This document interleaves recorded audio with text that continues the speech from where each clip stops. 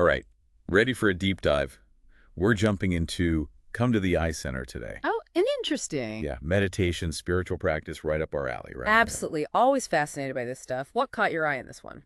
Well, that whole third eye thing always gets me. Yeah. Yeah. But honestly, it's the idea of taming this mental zoo we call a mind. Uh-huh. Right? It's like the book says, thought scattering like from 9 apertures. Ever feel like that? All the time. And that's what I appreciate about this book, actually. What do you mean? It's not just for the spiritual seekers, This whole wandering mind thing, it's a human problem. True, true. Impacts everything. Focus, work, relationships, you name it. Oh, absolutely. It's like trying to juggle with like 20 different things at once. Exactly. And then we wonder why we're stressed and burned out. Ugh, tell me about it. But hey, speaking of focus, this eye center thing has got me curious. Oh, yeah, that's a central concept here. We're not just talking about our eyeballs, are we? No, it's more like this command center, the book says. A command center, huh? Yeah, like the control room for our thoughts, the gateway to deeper experiences. I gotta say, that resonates. You ever notice how when people try to remember something, they rub their forehead? Yeah, right between the eyebrows. Exactly. Like instinctively trying to activate something there. Exactly. And that's where this book starts, which I find interesting. What do you mean? Well, it's not about starting at the bottom of the mountain and climbing your way up, you see. Okay. It's like the book says, we're already at the middle of the hill with this eye center. So we're already at base camp. Sign me up for this expedition. But seriously, how do we actually start climbing from there? That's where the book's perspective on meditation comes in, and it's not what you might expect at all. Okay, meditation, I get it. But this book isn't saying to blank your mind, is it? Because honestly, that's my usual approach to try and fail. This is different, right? Right, it's not about emptying the mind, more like we're giving it something else to focus on. Yeah, okay, yeah, I can see that. It even says something like attachment creating detachment. What do you think about that? Honestly, so that's kind of like a recipe for a tangled mess, not exactly inner peace. It's a paradox, that's for sure. The opposite of how we usually deal with distraction. Right, we try to fight them off, but that never lasts very long. Exactly. Hmm. This book suggests that forcing stillness just backfires. So what's the alternative? It lays out this 3-part process: Simran, Dhyan, and then Dune. Okay, now you're just using big words to sound smart. Break it down for me. Aha, all right. So Simran, that's all about repeating holy words, mantras. Wait, hold on. Isn't this supposed to quiet the mind? Now we're chanting. Remember those unruly puppies we talked about? This is like giving them a bone to chew on. Ah, okay. Something positive to latch onto instead of random thoughts. Exactly. Then there's Dhyan, which involves contemplating the master's form. Master? Like a kung fu master? What that got to do with anything? Not quite. Think more like a spiritual teacher, an archetype even. It's about visualization, giving the mind a focal point. So instead of a blank slate, we're painting a picture. I like that. And finally, Done, this one's about connecting to divine sound or light. Okay, now we're getting a little out there for me. Think of it like tuning into a specific radio frequency. Okay, I think I get that. By focusing on this inner sound or light, we're drawing our attention inward, back to that eye center. You know, it's like when you listen to really amazing music and it just takes you somewhere else completely. Exactly. That's the power of these practices, tapping into a deeper awareness, that peace that's already inside us.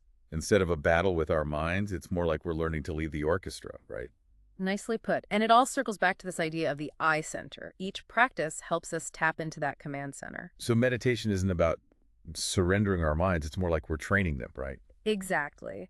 And speaking of training our perception, let's talk about this third eye, because that's what really piqued my interest in this book. Oh, yeah, that's what got me too.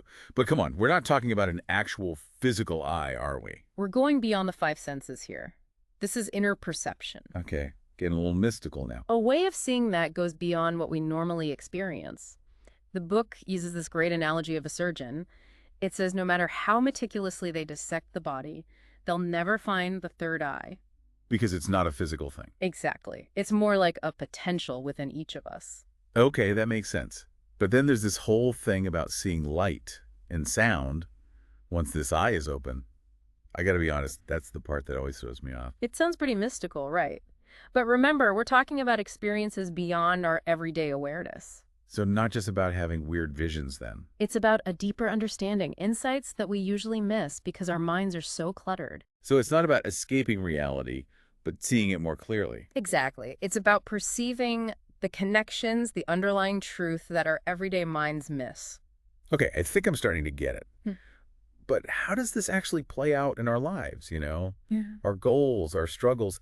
Oh, yeah. It can't all be cosmic, right? Right, That- because seeing the universe in all its glory, that's cool and all, but can it help me, like, not lose my cool when the Wi-Fi's down? That's the thing, right? It's not about escaping reality. It's about showing up better. Okay, yeah. And remember that whole wandering mind problem we keep coming back to? The one with the 9 apertures. Exactly. It's Yeah. behind so many of our struggles, you know? Yeah. That inner critic that just won't quit. Ugh, don't even get me started on that guy. Yeah. Always raining on my parade. That's the wandering mind, the anxiety that keeps you up at night.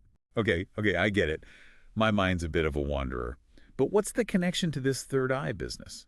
By developing this third eye vision, we start to see our own minds more clearly, too. Oh, you mean like being able to observe my own thoughts without getting totally swept away by them? Exactly. It's like gaining some distance, right? Mhm. More objectivity, less getting hooked by every little thought or emotion. That would be a game changer, honestly. And when we're not so caught up in the drama of our own minds, we can respond to everything with more clarity, more wisdom, you know. So it's not just about seeing the world differently, it's about seeing ourselves differently. Exactly. And that changes everything. Work, relationships, even just dealing with everyday stress. Wow, okay. I'm starting to really see the potential here. It's a powerful stuff. So we've got the challenge, the wandering mind, we've got the eye center, that inner command center, and then we've got this third eye potential, this way of seeing beyond the surface. A lot to unpack. Oh. But it feels like it all connects, you know? It does. It all comes together. And as you continue to explore this, here's a thought to sit with. Okay, hit me. If our thoughts create our reality, what happens when we start choosing where to focus that energy? Ooh, that's a good one. So much to think about. Well, on that note, I think we'll wrap up this deep dive. Thanks for joining us, everyone.